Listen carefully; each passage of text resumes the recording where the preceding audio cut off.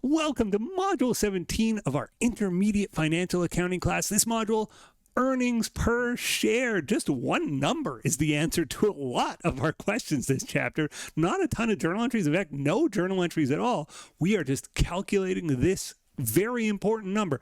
It's so important. Like the biggest companies in the world, when they talk about how they're doing, look at this. Apple reports second quarter results. In like the headline, they talk about earnings per share.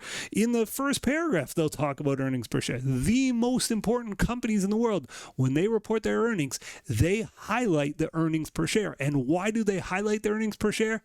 Because shareholders really care about it. Here's Microsoft, same deal. In the first paragraph, they talk about their earnings per share. And so we've got to learn how to calculate earnings per share. We'll start by learning how to calculate something called basic earnings per share. And basic earnings per share, here's the formula: net income minus preferred dividends divided by the weighted average number of common shares outstanding. That's the formula. You'll hear me say that 800 times this chapter. I'm going to say it a lot. But let's even make it more simple. Let's assume we're calculating this basic earnings per share for a company that has no preferred shares and therefore no preferred dividends, right? So no preferred dividends.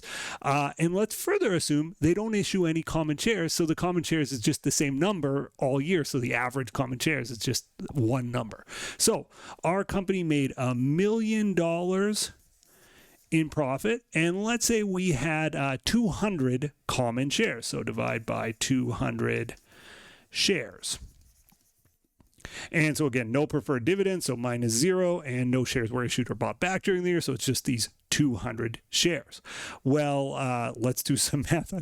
I should have done math I could do in my head. I believe our earnings per share here is $5,000 per share, if I've done the math in my head properly. Now that's a huge number. You saw like Microsoft and Apple were like $3 or $2 or something. 5,000 is a huge number, but it's a number I can wrap my head around. So let's say I owned 20 shares in the company. I would go, okay, 20 times 5,000.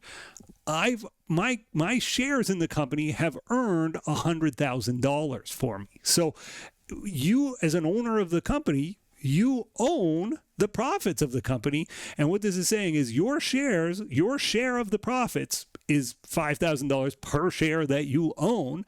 That is a very useful number to know. Now, keep in mind, the board of directors and the company may not just pay you the dividend. They might not give you the money, but it's a nice like scoreboard number. It's a single number that summarizes how you did, and you'd compare this year to last year, right? So when we look at Apple or Microsoft, every time they talk about their earnings per share, they say it's this number, but then they say, oh, it's 23% higher than last year. And Apple's was very close, 22% higher than last year. And so as a shareholder of this company, you go, oh, it's 5,000 this year. Was that up or down from last year? And you'd see how you were doing.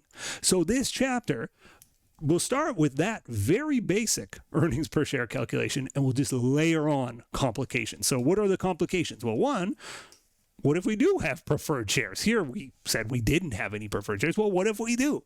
What if the company issues shares during the year or does stock buybacks during the year? How do I deal with that new average number, right? We don't just take the year end, we take a weighted average. So we'll learn how to do that this chapter. And the other key point of the chapter, and this we'll spend more time on, is these companies don't report their basic earnings per share. They report their diluted earnings per share. So when I look up at Apple's, it's diluted earnings per share. Well, what the heck is diluted earnings per share?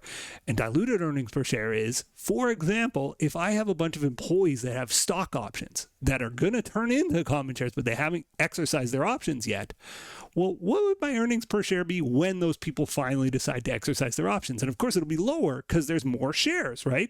The number of shares is higher because, our employee stock options cash in. They end up issuing new shares to the employees because the employees have options. Well, this denominator, this number gets bigger, and therefore my diluted earnings per share is lower. And that, as a shareholder, is what I'm interested in. I'm not interested in the basic earnings per share.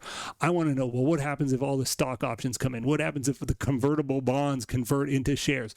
What if that happens? How does that affect my earnings per share? Well, that's called the diluted earnings per share, and that will be a major focus of our chapter. But as I always say, the best way to learn this is not to hear me blah, blah, blah about it. The best way is to do examples. And I've got tons of great examples this chapter. I can't wait to get started. Thanks for being here, and I'll see you in the next video.